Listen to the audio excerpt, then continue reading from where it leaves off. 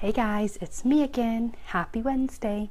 So today we are going over tips and what to do with extra produce if you are blessed to have so much extra produce.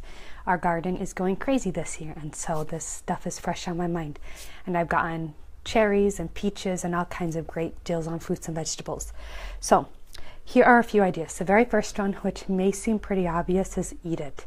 I'm a saver, so I like to just put everything away in my saver and to save it for another day, which usually I have to nag myself to use it again.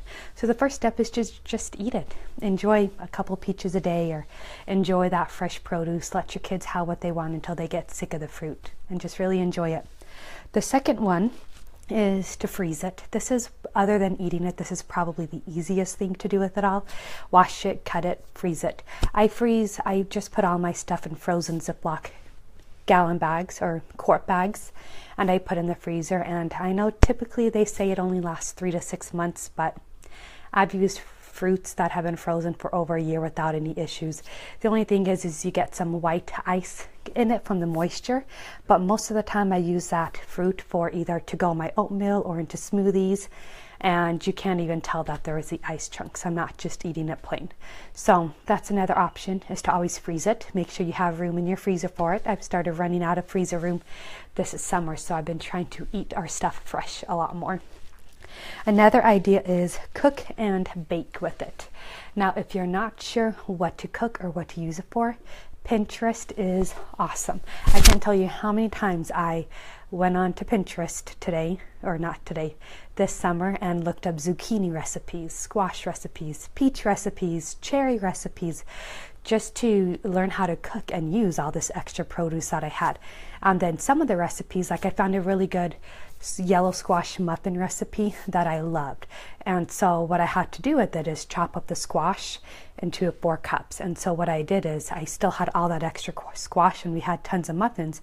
So I chopped it up into what I needed and put it in the freezer so I can make another batch of muffins with it in another month or 2 down the road. So freeze it is number 2. No, and then 3, cook and bake with it. So bake with it, that's what I was doing. I was making muffins with it, but then I had extra, so I would go back to freezing it. Another idea is canning it. Now this one takes obviously more time. You're going to need a canner or a steamer and stuff like that.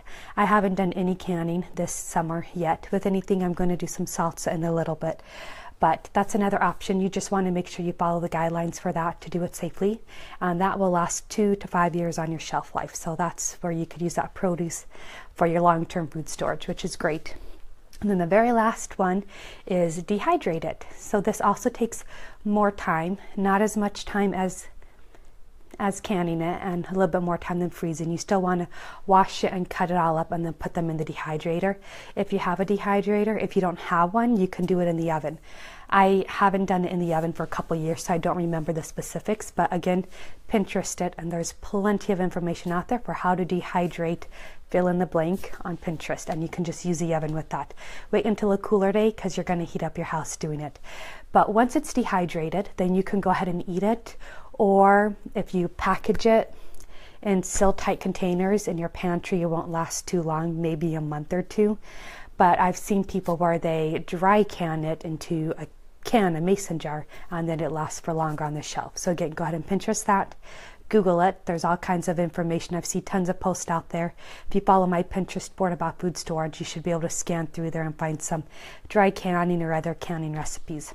So for a refresher, 5 ideas to do with your produce that's extra.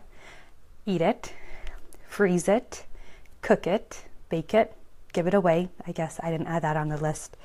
Can it and dehydrate it. Hey guys. And so next week, we are talking about meal planning for long-term food storage, and I'm going to go over a little bit of the blips on that. And I do want to give you guys a heads up. Right now I am working on a video for a Christmas boot camp. So in October, I have signed up with this group, and we are all submitted videos to how to do-it-yourself Christmas gifts, handmade Christmas gifts, and it will be in a boot camp format. So there'll be videos that you'll watch. So I'm really excited because I'm working on that, and I'm doing my PVC pipe kids game. So if you have any interest in doing that and you're not quite sure, feel comfortable downloading it off eBay, or not eBay, Etsy, then there's this boot camp where I'll be doing it for. I'm not sure quite what the cost is for that, but I wanted to pop that into your head in case you are looking to do a little bit more frugal Christmas and to make some gifts yourself. So look for that in my Facebook. I'll start mentioning it here in the next 2 weeks or so about that. If you have any questions about anything frugal living or food storage, finances, comment below. I love to get ideas on what you guys are interested in and what I can help you with. And I will see you next week. Have a great day.